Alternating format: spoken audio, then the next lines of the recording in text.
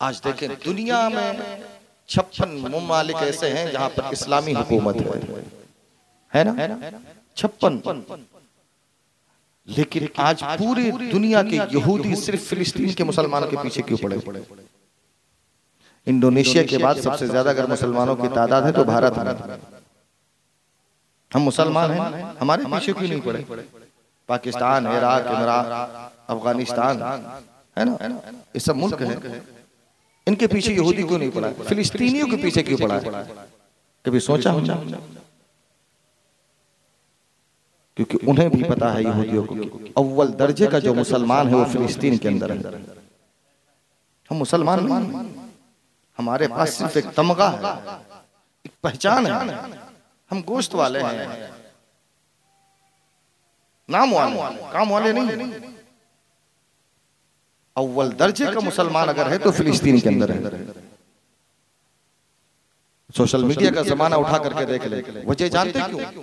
क्योंकि वहां का बच्चा बाल को कलर करके नहीं घूम रहा है, वहां का बच्चा फटी हुई जींस नहीं पहनता, वहां की बेटियां बेपर्दा नहीं घूमती, वहां की औरतें पिक्चर और सिनेमा और ड्रामा नहीं देखती।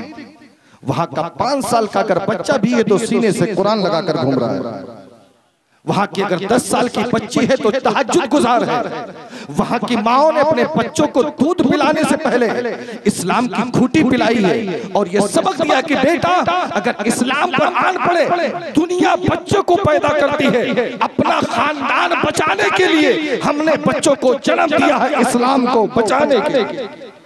नारे तकबीर, नारे रिसालत, मसलके आला हजरत, हुजूर का दामन, गौस का दामन, नारे तकबीर, नारे रिसालत, सुभान अल्लाह। आज हमारे यहाँ बेटा हो जाए बड़ी खुशियां होती हैं। अरे हाँ हाँ, एक लाठी चलाने वाला है। कुछ बुजुर्ग कहते गलत तो नहीं कह रहा हूं। कुछ लोग कहते यार हमारा वारिस आ गया, हमारी नस्ल बढ़ाने वाला है। लेकिन वहां की माओ कहती क्या कि मैंने लोग खानदान बढ़ाने के लिए पैदा करते हैं, हम इस्लाम बचाने के लिए पैदा करते हैं। मैं आज ही एक मैं वीडियो देख रहा था, मेरा कलेजा दहल गया। जो गाजा भट्टी पर एक हमला हुआ अस्पताल के अंदर, वहाँ इतने बच्चे थे जो बच्चे थे और उनके माँ बाप भाई सब शहीद हो चुके। बस 5, 6, 7, 8 साल ऐसे बच्चे थे। तो उनको एक मैंने मर्द मुजाहिद लाकर एक बिल्कुल खंडर पड़ा था, उसी में लाकर उनको छुपा देता है। तो फिर कितना बड़ा बच्चा आता है 8-10 साल का, कहता है अच्छा ठहरो मैं तुम्हारे लिए कुछ खाने का इंतजाम कर रहा हूं। वो बच्चा जाता है खाने के लिए तो सूखी सूखी रोटियां जमा करके लाता है और जब तक वहां पहुंचता है तो उसमें से 4-5 बच्चे इंतकाल कर जाते हैं। किस लिए? भूख की वजह से, पानी की तड़प की वजह से तो बच्चों का इंतकाल हो जाता है। हुजूर फरमाते हैं मेरी उम्मत के पैर में अगर कांटा चुभे ना तो उससे दर्द बाद में होता है, मुझे पहली तकलीफ होती। कौन कह रहे हैं? हुजूर फरमा रहे हैं। आज फिलिस्तीन के लोगों पर हमें दर्द नहीं हो रहा, लेकिन ईमानदारी से बताना हुजूर को तकलीफ तो होती होगी। लेकिन आज हमें उनके लिए हम कुछ नहीं कर सकते, कम से कम दुआ तो कर ही सकते। लेकिन आज हम जब हमसे वो भी नहीं हो पाता है तो बताओ हम फिर किस दर्जे के मुसलमान हैं? इसलिए प्यारे जिंदगी जीने का मकसद ये नहीं है कि हम सिर्फ जिए, खाए पिए, प्रॉपर्टी बनाए, मरकर चले जाए। ये देखो कौन चला रहा है, इसको बुला के लाओ। कौन है? बुलाओ उसको, इधर लाओ मेरे सामने लेकर। कौन है?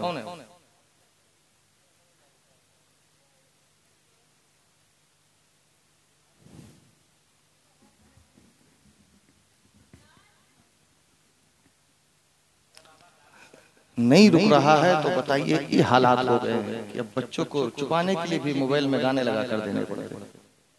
अब इससे अंदाजा लगाओ कि हमारे बच्चों की तरबियत कैसी होगी। जो बच्चा बचपन ही से गाने का आशिक होगा वो बड़ा होकर के क्या दीनदार बनेगा? अब खुद बताएं, दीनदार बनेगा?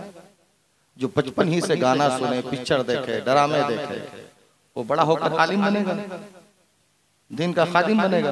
उसके लिए दिल में इस्लाम का दर्द होगा? हा? तो जब खुद जानते हो तो फिर ऐसी तरबियत क्यों दे रहे हो? फिर वही आओगे मौलाना कासिम साहब को तावीज दो, लड़का कब्जे में नहीं। हम तो कहते मौलाना कासिम साहब तावीज बाद में जूता निकाल के 10 ठो पहले मारे।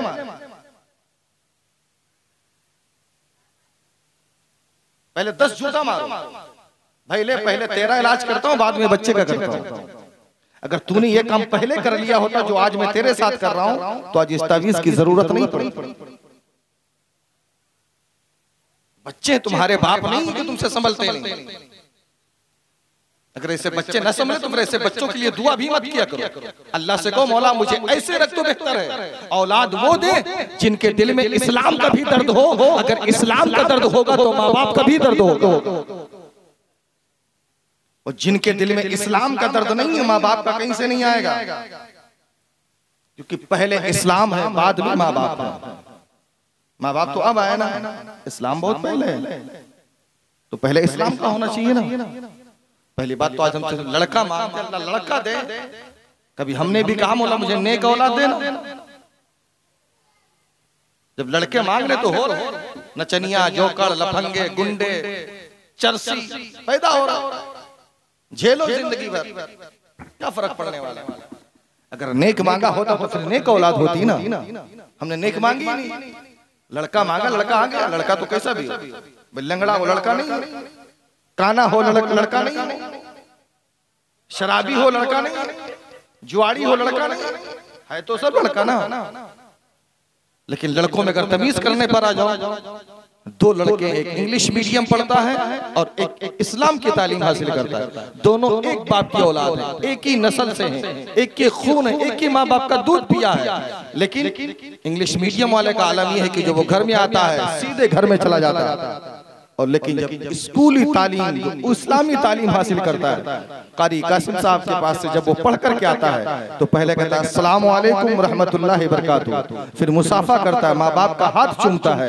इसी से अंदाजा लगा ले कि बेटे एक हैं, परवरिश एक है। लेकिन इस्लाम की तालीम ने दोनों का मर्तबा अलग कर दिया है। बात वाज़ेह हो गई कि जिसने इस्लाम को सीखा है उसको अल्लाह इज्जत यहाँ भी अता करेगा, मरने के बाद जन्नत वहाँ अता करेगा। लेकिन आज कोई इस्लामी तालीम नहीं सिखाना चाहता, क्योंकि पता है ना मौलवी बनेगा 4-5 हजार कमाएगा, तो मेरी ख्वाहिशें कहां से पूरी होंगी। भाई तू दुनिया की ख्वाहिश पूरी कर ले तो आखिरत की कर ले। एक ही हो सकती ना, दोनों नहीं हो सकती।